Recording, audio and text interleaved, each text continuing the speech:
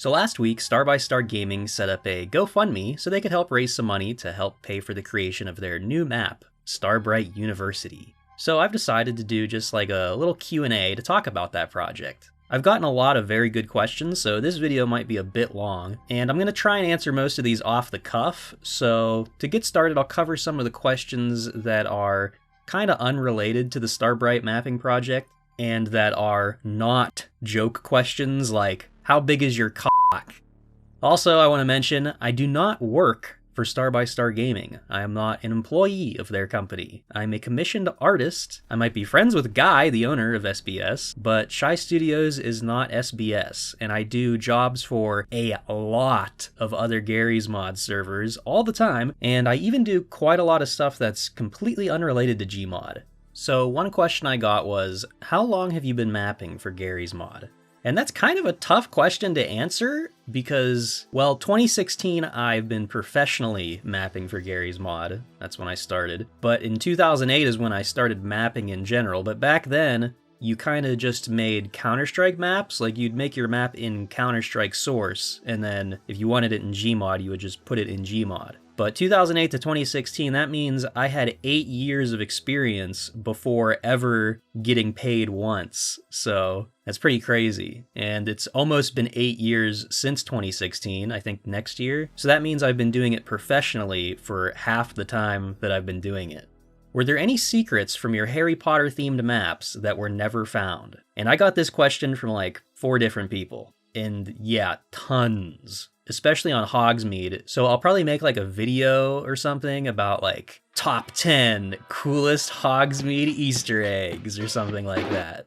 And someone else who asked the same question specifically mentioned the Greek letters in the library of Hogwarts and the teleporting toilets. Interesting that I would be using Greek letters. Huh, almost like I knew something. Could it be? Anyway, here's one spoiler I'll give. Those Greek letters in the library are laid out as a top-down view of the bathroom with each letter corresponding to a toilet that you have to flush in a certain order, which will then unlock the teleport to the restricted section of the library. I actually had plans to add the Chamber of Secrets before Warner Bros. Shut down all Harry Potter roleplay servers. I was going to do like Redux versions of the Hogwarts maps, and that would have added tons of little fixes and lots of optimizations. There would have been so many problems that would have been fixed with these Redux versions. Like, I even made a whole release timeline for how we do it on the server, and it was meant to happen after Guy's mega gameplay update that also never got to see the light of day.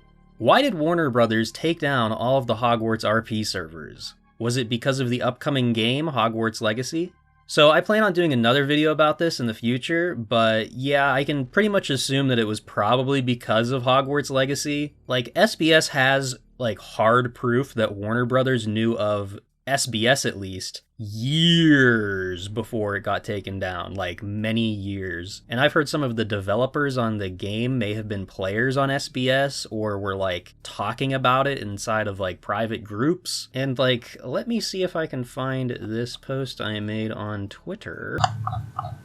This is my Twitter that I don't really use at all, and this is the Hogsmeade station. Didn't say a word about Harry Potter or Hogsmeade in it. And one of the replies is from this guy, and this guy is a game developer for Hogwarts Mystery. And some of this guy's stuff ended up in Hogsmeade. And Hogwarts Mystery, I think, is that the one that got like shut down? You can't play it anymore? There was some Harry Potter mobile game like that. And Hogsmeade had a lot of assets that were, someone ripped them and then I ported them from the rips, so we didn't do any ripping. We don't do ripping. There's a big difference between model ripping and model porting. I ported the rips that someone else did to Garry's Mod, and a lot of that work that they did for that game that would have been lost forever, all that good work, now would be living on in our maps, but you know. Do you think Starbright will revitalize the server and get people back on it?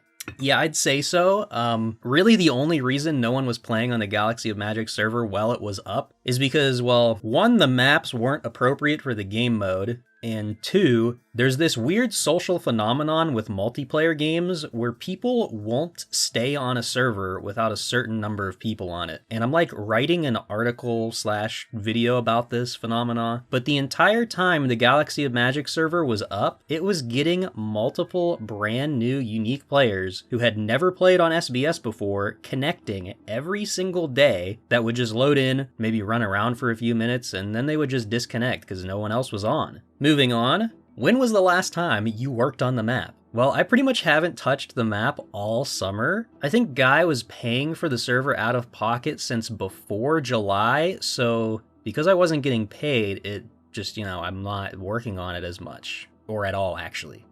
How much will the map cost to be fully completed? So I don't ever disclose my financial agreements with my clients, but let's just say the $2,500 on the GoFundMe site, that's just gonna get me to start working on the map again. It's gonna take a lot more than that to have a proper, complete, finished map.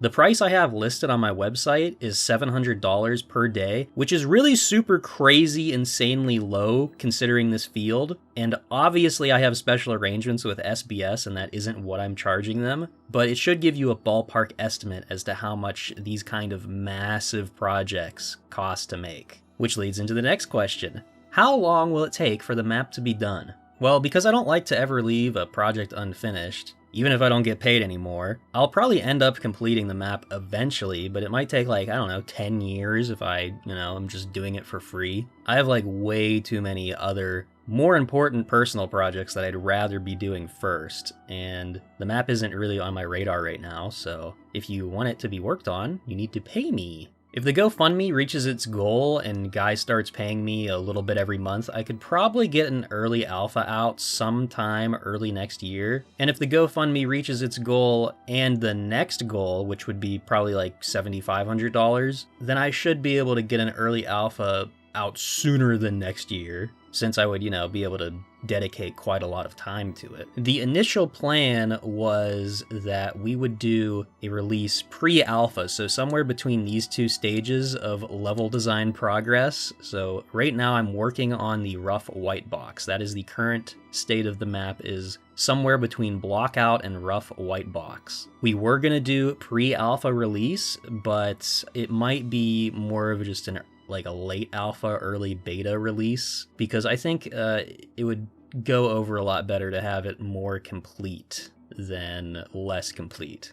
Okay, so now questions that are not about boring stuff like Babylonian green paper squares. Can you show us what the restricted section and the detention area looks like? There will be no restricted section because this isn't a Harry Potter map, and this isn't an English boarding school. It's a university built by the Greek gods. There'll be a library, which I think I've shown. Here's the library, this is the first room, and then you go up the cool staircase, and here's the second room. And that's the library, and this will be open to the air right here, and there'll be probably stained glass in this hole, maybe. Stuff like that. As for detention, or whatever it's called now, I can show you that. So through the courtyard, you go down these stairs, and detention is right here on the left. So this area right here will be detention, and there should be pillars here. But this wall right here will be blocked off maybe with some kind of an energy field or something. I don't know. We'll figure that out, but it'll be blocked off. And if you keep going down these stairs, the alchemy lab is right over there. So it's like a callback to the design of RP Hogwarts, where the detention was kind of in the same area as the potions room. Where does this door go? I'm very glad someone asked about this, because this section of the plaza has been changed significantly over time. So if you look at the older pictures, the whole area was covered with rocks, and I thought it'd be ugly, so I turned it into this nice little side garden zone thing.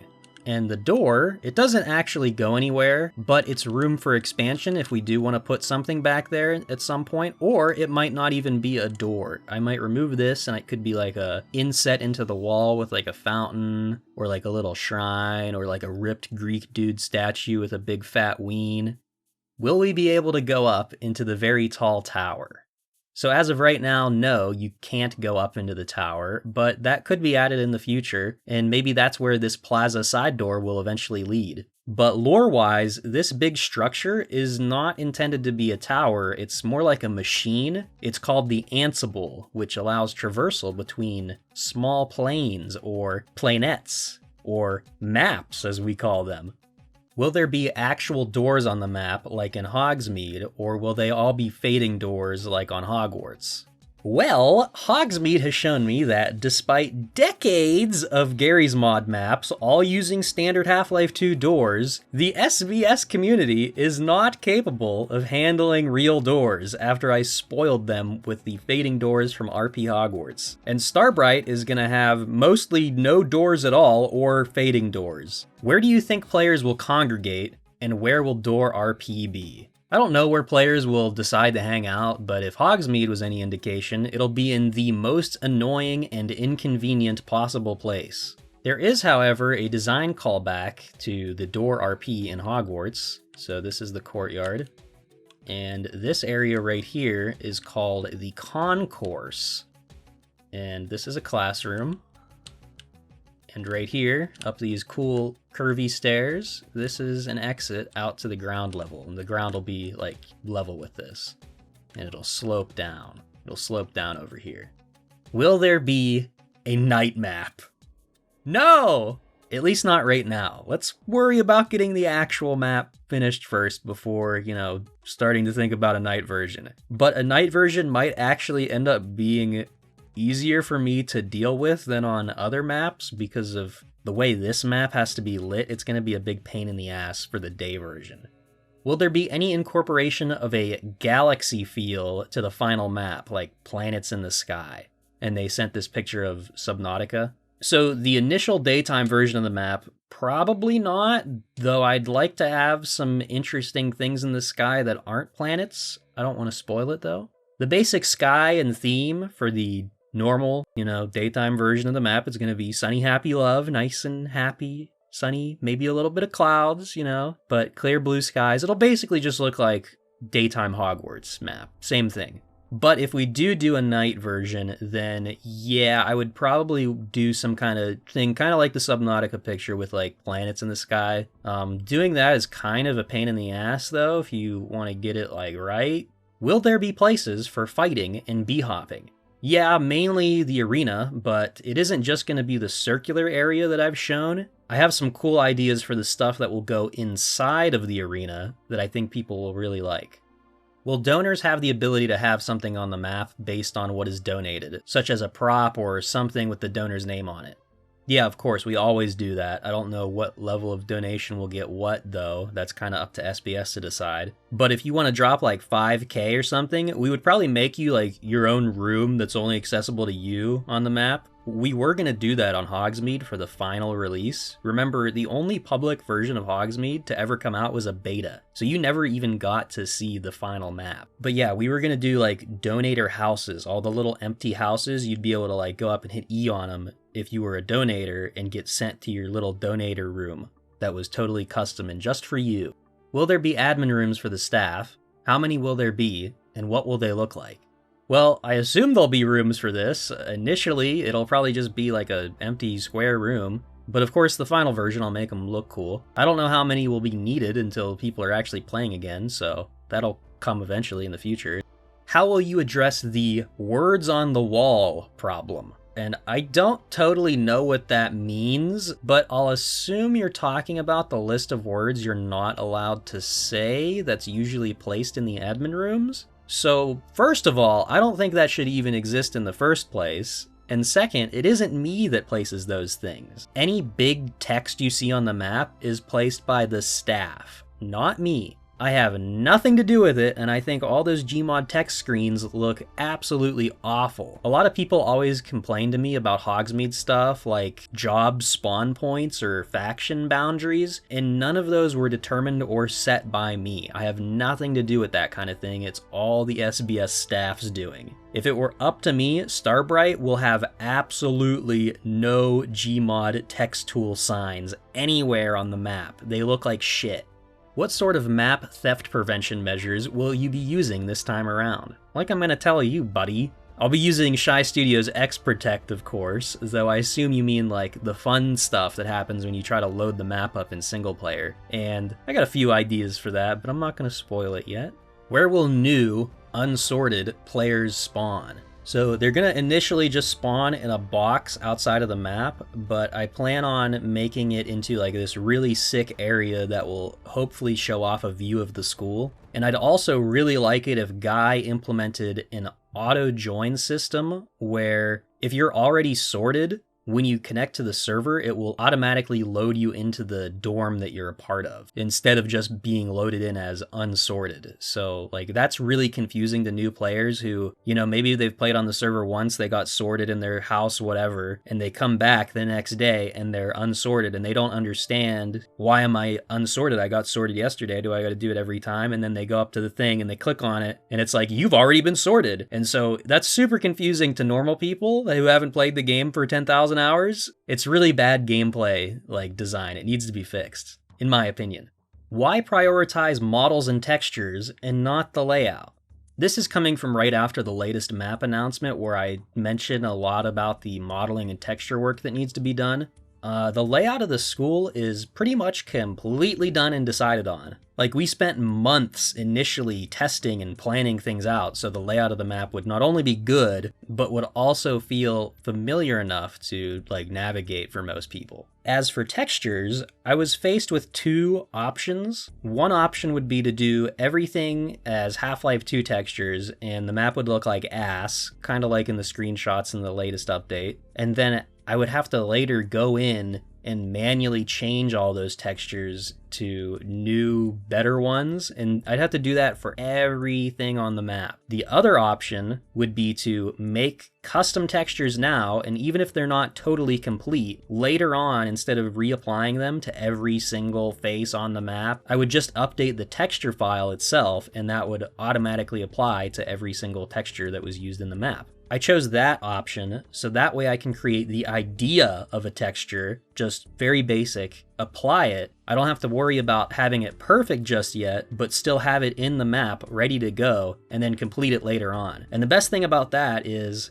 I could actually do those texture finalizations after the map is released just by updating the workshop add-on that will contain all of my textures. For models, it's a bit of a different story. The map just has like way too many little details that need to become a model, or else the map won't be able to compile. As in, it will not be possible to play the map if these brush-based details are not made into models. I'm talking stuff like stairs, like all this, look at how many brushes this is. Brushes are these little, little cube things. This has to become a model. Like all of these things, these don't need to be brushes. And they're gonna look a lot better as a model too, because it's not gonna be like polygons, it's gonna be nice and smooth. The alternative, of course, is just removing details temporarily so people can play on a shitty version of the map that has like holes in it. Like, okay, that's gone now. What if that wasn't there? This is also going to be a model probably, and this, and this, and this, and this, and this, and this, and this, and this, and this, and this, and this, and this, and this, and this, and basically everything. It all has to be a model. And all that little stuff, like, it's not very exciting. Like, wow, here's the model for the stairs.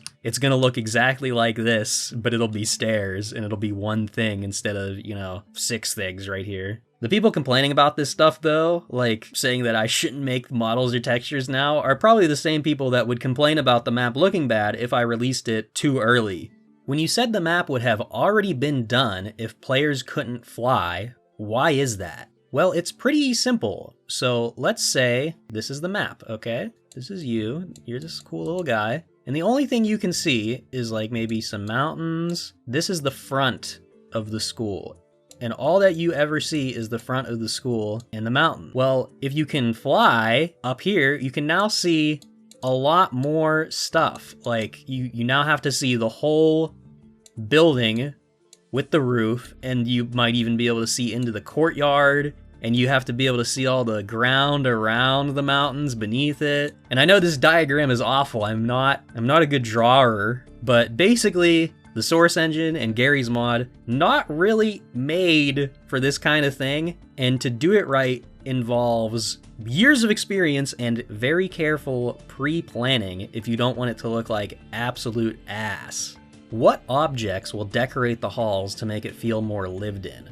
Well, first of all, I'm probably going to load up the school with tons of statues of ripped Greek dudes with their dicks out. Seriously, I've already found a few models like this on the workshop, and I'm going to probably port some I found online, like models of real famous marble sculptures. Other than that, there'll be like water fountain things and probably some banners and vases. And I have a pretty cool concept for like some lighting fixtures, so, colored lighting confirmed. And the same person who asked this also noticed art written on one of the pediments and wanted to know about Greek frescoes. And yeah, that's going to be a big part of the map decorations. I don't have any hard ideas for what the contents of the frescoes will be, but there's space for so many of them, and there's so much stuff we could do with it, and it's going to be like, not just on the tops of the pediments, it's going to be on the walls of the school, like right here and here. All these pictures you're seeing are, of course, placeholders. Will there be areas for game makers to build events, and will there be water like on the previous map?